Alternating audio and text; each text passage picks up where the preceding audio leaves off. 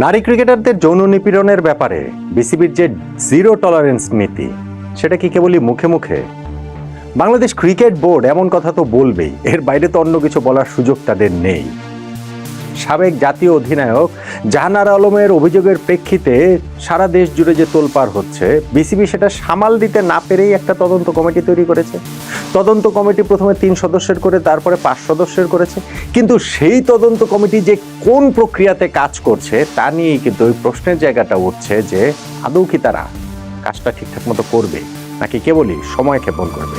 তদন্ত কমিটির কাজটা কি আসলে ক্যাঙ্গারু কোর্টের মতো হয়ে যাচ্ছে নাকি? অনেকগুলো কারণ এর মধ্যে রয়েছে, সেই আলোচনাটাই করছি। দেখুন, আমাদের সাবেক অধিনায়ক জাহানারা আলম এরকম একটা সিরিয়াস অভিযোগ তিনি করেছেন যৌন হেনস্থার, যৌন নিপীড়নের, এবং তাতে জাতীয় নারী দলের সাবেক নির্বাচক ও ম্যানেজার মঞ্জুরুল ইসলামের বিপক্ষে অভিযোগের তীর সবচেয়ে বেশি করে রয়েছে। আরও অনেকের বিপক্ষে রয়েছে। ইনফ্যাক্ট জাহানারার পরে বাংলাদেশে ক্রিকেট সংশ্লিষ্ট নারী ক্রিকেটারদের মধ্যে অনেকেই কিন্তু আরও বেশ মুখ খুলেছেন এবং অভিযোগের পাল্লাটা ভারী থেকে ক্রমশ ভারী হয়েছে।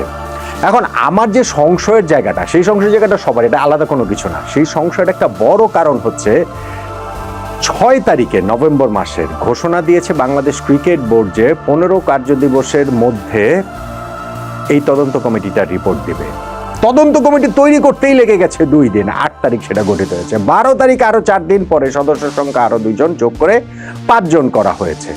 আপনি যদি সেই ইনিশিয়াল ডেট থেকে ধরেন, তাহলে 6 তারিখের পরে আজকে 17 তারিখ, 11টা দিন চলে গেছে। কার্যদিবস যদি আপনি ধরেন শুক্র শনিও যদি আমরা বাদ দেই, তাহলেও কিন্তু 7 দিন চলে গেছে। 50% টাইম তদন্ত কমিটির চলে গিয়েছে। তদন্ত কমিটি তারা তো তাদের মতো করে কাজ করতেই পারেন, তারা যে সশব্দেই তাদের কাজ করতে হবে ব্যাপারটা সেরকম নয়। কিন্তু সিরিয়াস যেই প্রশ্ন, সেইটা হচ্ছে গিয়ে মূল যিনি অভিযোগ করেছেন এবং মূল যিনি অভিযুক্ত, তাদের সঙ্গে কি যোগাযোগ করেছে তদন্ত কমিটি? আমি যতটুকু জানি না।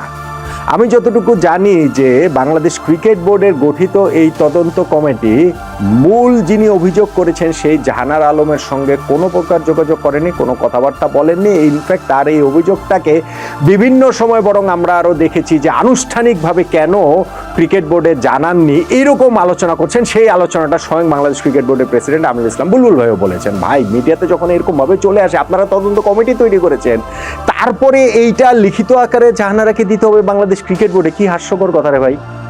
আর মূল যিনি অভিযুক্ত এই যৌন নিপীড়নের ব্যাপারে, সেই জাতীয় নারী দলের সাবেক ম্যানেজার ও নির্বাচক মঞ্জুরুল ইসলাম, যিনি বর্তমানে চীনে রয়েছেন, তার সঙ্গে তো বাংলাদেশ ক্রিকেট বোর্ড যোগাযোগ করেনি। তিনি তো যখন ঘটনাটা প্রথম ফ্ল্যাশ হলো, বাইরে আসলো জাহানারা সেই ইন্টারভিউর পরে, তারপরে তো গিয়ে তিনি বলেছিলেন যে আমি তদন্ত কমিটির মুখোমুখি হতে প্রস্তুত, তারা ডাকলেই আমি চলে আসবো, যে কোনো সময় আমি সেটা করব। কই, মঞ্জুরুল ইসলামকে তো আমরা সেটা দেখিনি। বরং তিনি হচ্ছে গিয়ে একরকম আত্মগোপনেই চলে গিয়েছেন। তার স্ত্রী সন্তানদেরও নাকি হচ্ছে গিয়ে চীনে চলে যাওয়ার মতো একটা অবস্থা আর কি তৈরি হয়েছে। এবং তিনি তদন্ত কমিটি তো তাদের কাজটা তো করবে, তারা মঞ্জুরুল ইসলামের সঙ্গে কোনো যোগাযোগ করেছে বলে আমার জানা নেই। তাহলে আপনি আমাকে বলেন যে যদি আমি 15 কার্যদিবস যদি ধরে নেই, তাহলেও তো 7টা কার্যদিবস শেষ। সেটা অফিসিয়ালি 15 কার্যদিবস শেষ হবে হচ্ছে গিয়ে 27শে নভেম্বর।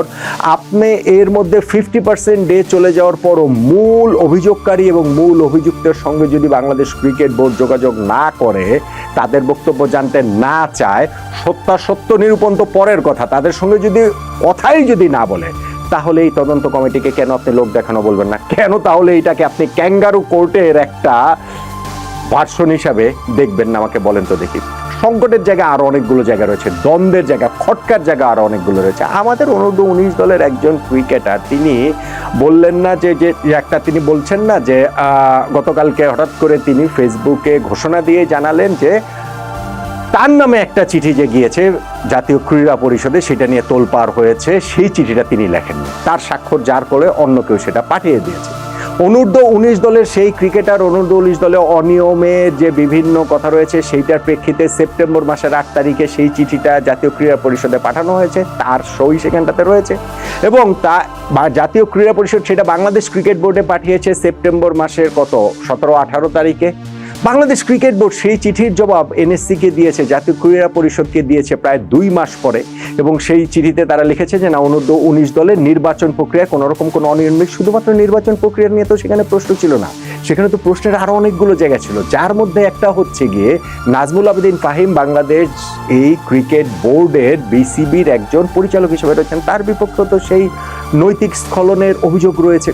অভিযোগ করা মানেই তিনি দোষী, ব্যাপারটা সেরকম নয়, কিন্তু সেইটার জবাব তো বাংলাদেশ ক্রিকেট বোর্ড দেয়নি। ঠিক আছে, আমি সেটা জবাব না দেওয়াটাও আমি না হয় বুঝে নিলাম। বাংলাদেশ ক্রিকেট বোর্ড এই যে 2 মাস সময় তারা যে বলছে যে তখন নির্বাচন নিয়ে ব্যস্ত ছিল, ফলে নির্বাচনে আমেজের মধ্যে ঢুকে গেছিল, ফলে এই জিনিসটাকে তারা নোটিস করতে পারেনি, এই কারণে চিঠি জবাব দিতে তাদের দিয়েছে। প্রথমত এই কথাটা বলাটাই বাংলাদেশ ক্রিকেট বোর্ডের জায়গা থেকে ঠিক বলে মনে হয় না আমার কাছে। কেননা আপনার যত কিছুই থাকুক, এরকম যখন অভিযোগ আপনার আসবে সেইটাকে প্রায়োরিটি দিতে হবেই। আপনারা বাংলাদেশ ক্রিকেট বোর্ডের নির্বাচন করবেন, ক্রিকেট বোর্ডের পরিচালক হয়ে যাবেন, ক্রিকেট বোর্ডের প্রেসিডেন্ট ভাইস প্রেসিডেন্ট হয়ে যাবেন, সেইটার জন্য বাংলাদেশ ক্রিকেটের এরকম একটা সিরিয়াস ম্যাটার, সেটা হচ্ছে গিয়ে হেল্ড আপ হয়ে থাকবে, এটা কোনো কথাই হতে পারে না, নাম্বার 1। আর নাম্বার 2 হচ্ছে গিয়ে ক্রিকেট বোর্ড যে এইখানটাতে জবাব দিল জাতীয় ক্রীড়া পরিষদকে যে না, এরকম কোনো অনিয়ম হয়নি, কোনো কিছু হয়নি। এখন যে ওই ক্রিকেটাররা বলছেন যে আমি এই চিঠি লিখিনি, এটা আমার স্বাক্ষর জাল করে দেওয়া হয়েছে, তাহলে ক্রিকেট বোর্ড এই 2 মাস ধরে কি করলো? ওই ক্রিকেটারের সঙ্গে কি ক্রিকেট বোর্ড কথা বলেনি? তারা কি কথা বলে, এটা যদি কথা বলতো তাহলে তো তাদের এটা জানার কথা যে না, এই চিঠি তিনি লেখেননি, ফলে তাদের জবাবটা অন্যরকম হতে পারতো। যেই ক্রিকেটারের অভিযোগের প্রেক্ষাপটে জাতীয় ক্রীড়া পরিষদ বাংলাদেশ ক্রিকেট বোর্ডকে এই জিনিসটা অনূর্ধ্ব-19 দলের এই অনিয়ম খতিয়ে দেখার জন্য নির্দেশ দিয়েছে, এবং বাংলাদেশ ক্রিকেট বোর্ড 2 মাস ব্যাপী সেটা খতিয়ে দেখে তাদের নির্বাচন সবকিছু শেষ করে যখন তারা জবাব দিয়েছে, জবাব দেওয়ার পর জানা গেল যে না, ওই ক্রিকেটার তিনি হচ্ছে গিয়ে ওই যে রিয়াক্টার শিখা, তিনি হচ্ছে গিয়ে এই চিঠিটাই তিনি আসলে লেখেন নাই, তাহলে এই চিঠিটাই তার জাল। তাহলে হয় যদি তার এই চিঠিটা তার স্বাক্ষর জাল করে অন্য কেউ দিয়ে থাকেন, তাহলে বাংলাদেশ ক্রিকেট বোর্ড এই 2 মাস সময়ের ভিতরে তার সঙ্গে কথা বলেনি, কথা বলে এটা জানার পরে তার তখন তো পুরো জিনিসটা অন্যরকম হতো না। এখন ক্রিকেট বোর্ড তদন্ত করে দেখলো যে না, তার ওই অভিযোগের প্রেক্ষিতে এরকম কোনো কিছু ঘটেনি, অথচ ওই ক্রিকেটার বলছে আমি এই চিঠি লিখিনি, তাহলে তো এইখানটা তো কোথাও একটা সিরিয়াস গ্রস একটা মিস্টেক রয়েছে। কোনো একটা জায়গাতে তো এটা প্রতীয়মান হচ্ছে যে ওই ক্রিকেটার কি চাপের মুখে পড়েই কি এখন বলছেন কিনা যে আমি ওই অভিযোগই দাখিল করিনি। এই কারণেই আমি বলছি যে ক্রিকেট বোর্ড কেবলই সময় ক্ষেপণ করছে নাকি, ক্রিকেট বোর্ড কি এই তদন্ত কমিটিটাকে একটা মোটামুটি ক্যাঙ্গারু কোর্টে রূপান্তর করে ফেলছে কিনা।